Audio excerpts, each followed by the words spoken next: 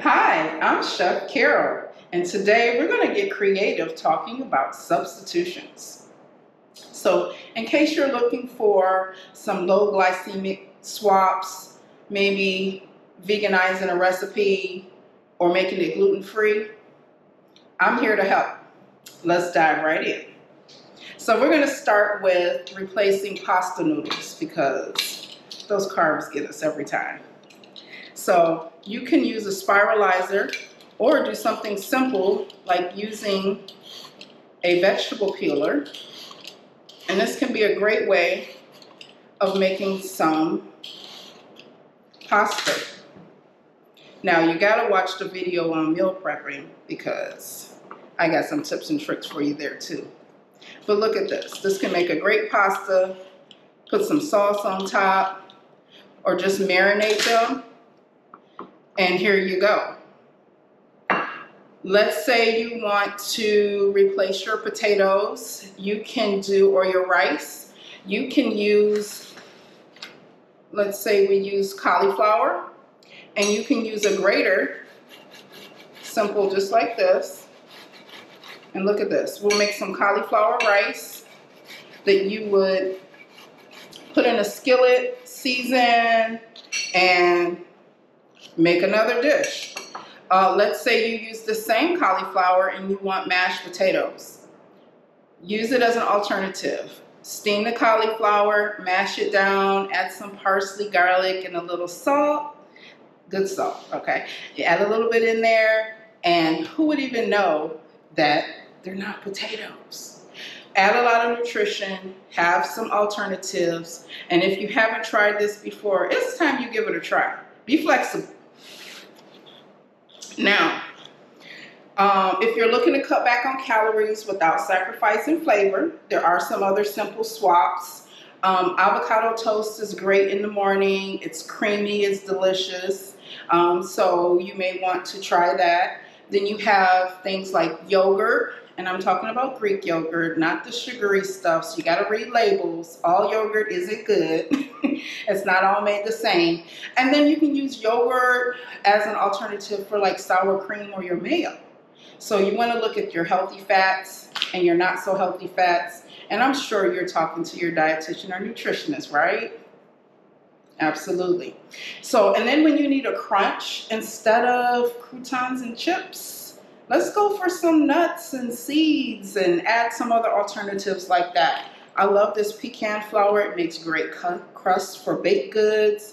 It's also great on top of salads, but get creative. These are great additions to your meal, and they're very nutrient dense. So again, we want to get our nutrients in, but we want to do some alternatives so we can enjoy our experience, right? Now let's talk dietary needs. So if you're going vegan and maybe you're swapping out for eggs or something like that, you have flax seeds that you can make into a flax meal when they're ground up. You can also use applesauce. I make some of the best sweet potato pound cake, and people can't believe eggs aren't in there. Just use a little applesauce. Gives it a lot of body and a lot of flavor. Don't tell nobody I told y'all the secret recipe, okay? Now, there are so many great alternatives, like different types of flours. So you can use almond flour, there's coconut flour, even chickpea flour. I make some of the best mushrooms batter using chickpea flour, and guess what? That's considered gluten-free. And whether you're gluten-free or not, we can all enjoy it. So the alternatives can come into a great play when you just want to make good, healthy choices, okay?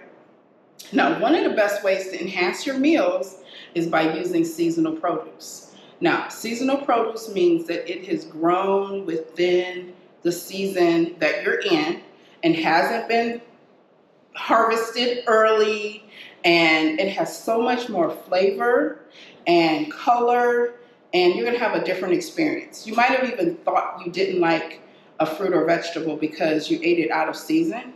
Have you ever bought strawberries when they're not in season? They look pretty and they taste like nothing. That's a perfect example, okay?